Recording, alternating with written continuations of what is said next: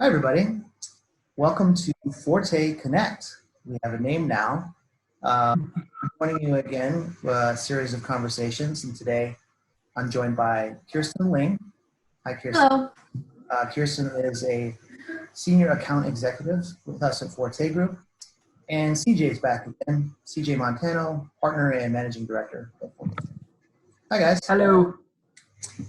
So, what is Forte Connect? Well, CJ and I recorded a video on business continuity planning about a week ago, and we wanted to keep the conversation going. So the challenge of being in a remote environment at the moment is it's tough to stay connected. So over the next few weeks, we're going to be recording some of these videos, different guests, hoping to get some insight on how's everybody doing, what strategies are you implementing, what's working, what's not. And so today we're joined by Kirsten. And the topic is, how are you doing? What's the spectrum of business forecasting? And it's obviously a pretty uncertain time. How are businesses doing? The answer to that question varies, of course, from business to business, but Kirsten has experience in working with a number of our clients. And we thought we'd bring Kirsten in to just kind of ask what's going on out there. So Kirsten, I'll start with you. Given that you work closely with several organizations that are clients of ours, and you're managing their delivery, their expectations, do you have a general assessment of kind of how things are going? Yeah, absolutely. Well, thank you so much, Steve and CJ, for inviting me today. Happy to be here. Definitely the conversation has, evolved a bit recently, given the situation. But what I'm seeing is there's definitely a focus on value and lean operation, making sure to optimize all the existing resources that are present. And there's also a renewed interest in offshore teams and solutions. As my clients are working with modified budgets, they're looking to recalibrate their approach to keep moving forward. And that's in some cases, looking beyond the immediate, and so those have been good conversations to have. Yeah. Have you seen like expectations change, timelines change? If so, how? Yeah, I mean, each client is in a little bit different situation, but for the most part, they're doing all that they can to keep most of their projects continuing as planned. Most of them are doing everything to have as little disruption to what they've had on the books. And then some of the less critical efforts are the ones that, they're looking to reprioritize or, may delay the start. But from Forte's side, we're really maintaining our standard of creative solutions and flexibility to find the right modifications for each unique situation. Yeah. CJ will bring you in. You've worked with a number of colleagues at previous organizations, so you have people who are leading different technology organizations that are friends of yours, colleagues. What's your sense from them as to how things are going and what challenges are they facing? So trends I'm seeing, the first trend I'm seeing is this. I see a lot of CIOs and CTOs with gray beards now. They seem to think because they're on camera, we're not seeing those things. It's either that or there's an acceptability around it. That and this just sheen on my forehead, I didn't realize was so strong. So those are some trends I'm seeing in the conversations. There's a lot more facial hair in men.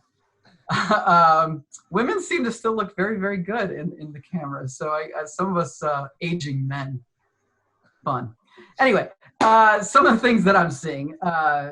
What's strange, actually, and I think that Kirsten is right in, gosh, I have so much empathy for Kirsten because she's always dealing with the modified budget. There's always a modified budget. Every day it's like a new way to be creative. So just that creativity is so important, and Kirsten is so good at it, at just constantly working and being agile with the client to understand that their needs are going to change and their ability to actually procure dollars to change them is also going to be in flux.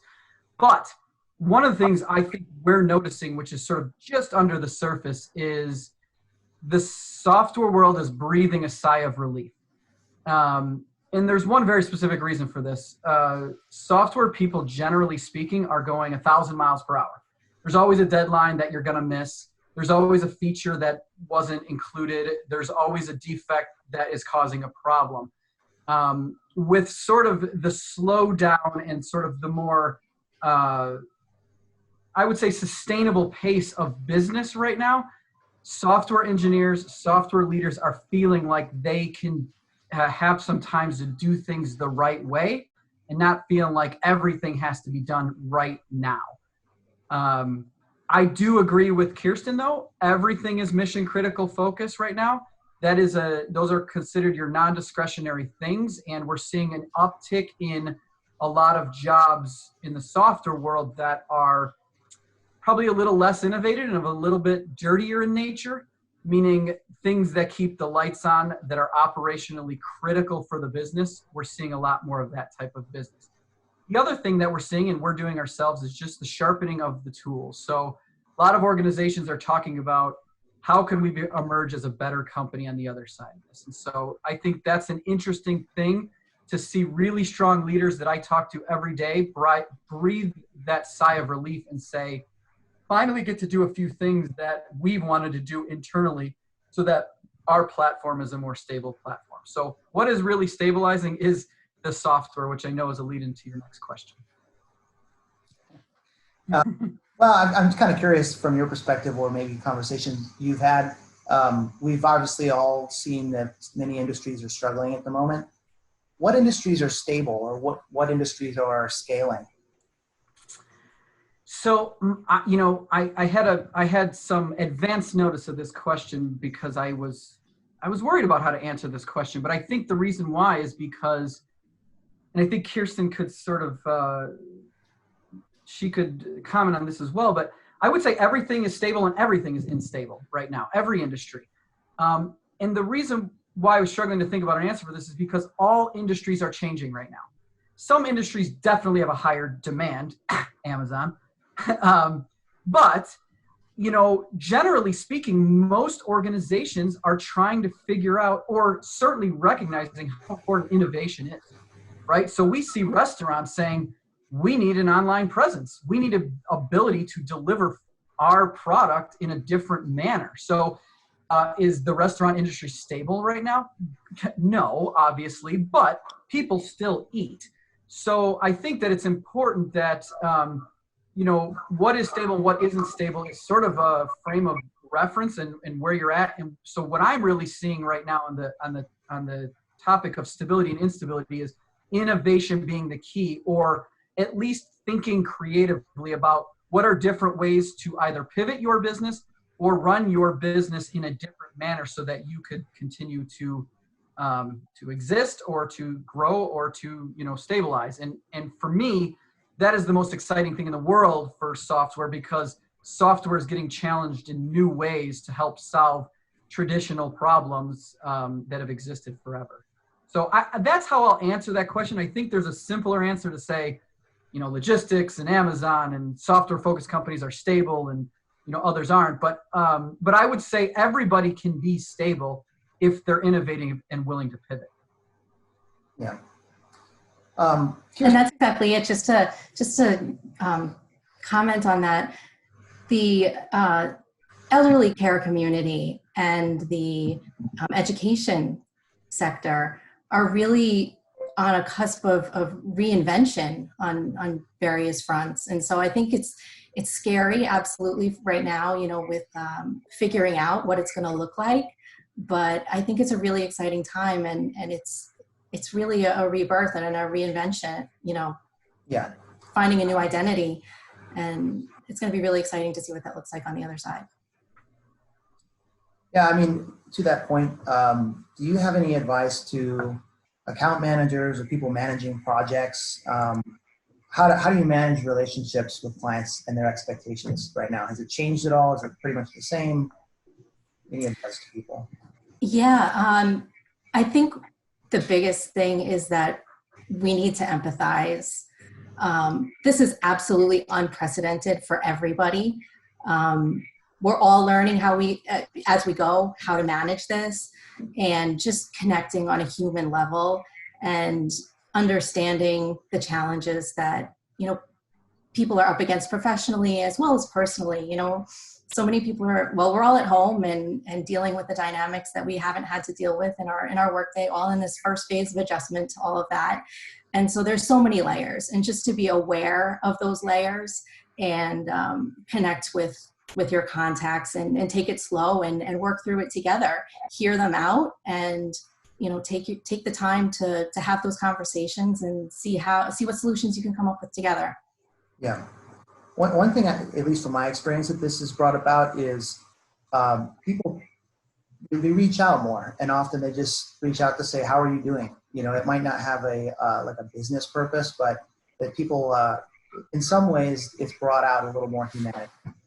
So that's been an encouraging thing that I've noticed. Speaking of encouraging things, CJ, give us some good news. Like, there's obviously a lot of bad news out there at the moment. You tend to be a pretty positive person from my experience. What advice would you give to somebody who's leading an organization at the moment? Call Kirsten. She is wonderful and she will make you happy. I'm sorry, that was just such a beautiful setup. Do you want to plug your book too? If you're looking for software, call us. I think there's a lot of positivity to kind of think about here. Number one, we're doing interesting and fun new things. I mean, look at us. We've recorded probably 10 videos in the history of Forte as a company in the past 20 years, and we've probably done that many in the last week. There's new and interesting things, and I think if you're open-minded and willing to challenge yourself a little bit in non-traditional ways, you have a lot of opportunity professionally, at least, for growth. I think just as important and sort of a positive thing, and this is strange and it's a little bit personal, but my family has some medical history challenges, and I won't get into those two things, but one of the things that has always helped us get through challenging times when somebody gets sick or somebody gets hurt is faith, number one, and to look at the other side. And that's always been a sort of constant theme in my family, and I try to bring it into the business, which is when this is all said and done and things are different, there's a new normal, or maybe there isn't, what does it look like? Most people don't practice how to envision the future because it's really, really hard. But right now, it's even harder because the world, the media, the numbers, the pandemic, everything is about right now, doom and gloom. How bad can it get? And people are just like, oh my God, they're holding on tighter. They're trying to protect. They're getting anxious. And really one of the best ways to sort of change that is to let go a little bit and look at what this wants to be on the other side. And that doesn't necessarily have to be a year or 2 years from now. That could be 2 months from now. And this is the question I ask, and it's a prelude, I guess, to what we're going to be asking some of our clients is, if you were to guess when this was going to end and what the new normal would look like, what would you say that would be? And having already staged this question to a couple of my peers external, I'm always hearing that, hey, it's going to be, a few months, and of course it's going to emerge a little bit slower and things like that. But when asked how you're going to deal with those things that come up as a business and who you want to be, it really starts to change their mind about, like, you shouldn't forget about what 2 months or 3 months is going to look like now, because I believe, and as a positive thing, the businesses that are going to win on the other side of this are the ones that are staged for success, that have removed the roadblocks and have the ability to say, okay, things are opening up, let's go and let's execute. Will you be in a position to execute and accelerate what you need to do in your business in 2 months or 3 months when this clearly starts to loosen up a little bit? Or will you at that moment start to think about that? Because that is the moment where businesses are going to jump ahead of other businesses. And I don't know if it's a super positive, thing to say, but like, the truth of the matter is, if you really think about where you want to be in the future, it tends to be a very positive light on thing versus where you are right now, which is, in the middle of a very different and challenging time. So that's how I tend to look at things when either a personal or professional thing has struck that is not in my control, is to let go, think about where I want it to be in a couple months, work towards that, and then hope for the best in the interim. Yeah, so I think there was some great insight from both of you there. Good way to end on a high note there with some positivity. But we kind of want to make part of this fun for Forte Connect. And so the question I have for both of you that's completely related to nothing we've talked about, what's the most unusual meal or snack that you prepared from your pantry? How's your pantry stock, CJ? I know you had a little stockpile of dog food, I think, right? You said you got 6 months worth of dog food. It's cat litter, actually, and I have to actually I have to congratulate my wife for that, because I made fun of her when she bought all those bags, and now I'm happy we have them. In my fridge, I don't know. I've been eating really well lately. I've had the good fortune of having my my wife's mother here, my children's grandmother, and she's been like full-time cook for us. So I've tried all sorts of new foods. Nothing that I have not liked so far, but I will say this. I sort of had a late night cringe one night for something, and I went to the pantry and the fridge, and I got out 2 snacks that I really liked separately, and I tried them kind of together. And that is pickles and peanut butter. I'm going to tell you, that is not something to eat together. Yes, just judging by your faces right now, it's exactly that. It's exactly that bad. Yeah, that's pretty terrible. You didn't have to tell me that. I will. Yeah, well, you asked. I don't know, Kirsten, can you top that? No. Straight out no. But I was reminded from my time in Argentina that I had learned that you can boil a can of sweetened condensed milk and it will turn into dulce de leche. And if that's not sweet, I don't know what is. Nice. That's amazing. A little tip. Way more refined. Be careful, because you just need to monitor it. Disclaimer, so it doesn't explode. Yeah, none of us are medical professionals or chefs, so take what we say with a grain of salt. For me, I kind of get to see what you were saying. Like, I think it's given me an opportunity to kind of cook more. I don't really have any weird snacks, but I've been trying to, before all this started, I went out and got like a big, 5-pound tub of oatmeal. So I've been eating that for breakfast. So I feel like that gives me a little more energy in the mornings. Anyway, oatmeal's a staple. I agree. Mine is not exactly a funny or exciting story, but thanks for joining me, Kirsten, CJ. I think you shared some really good insights. Thanks to anybody who's watching. The topic today was, how are you doing? How are you doing? If you want to reach out and let us know, we're going to be featuring some guests on upcoming episodes of this. You want to call it an episode. So if you want to hear anything from us, let us know, and we'll mention it in an upcoming version of this. Yeah, join us next week. We'll be filming another one of these in the next few days. Thanks for watching. Thanks for joining us. And thank you all for having us. Take care.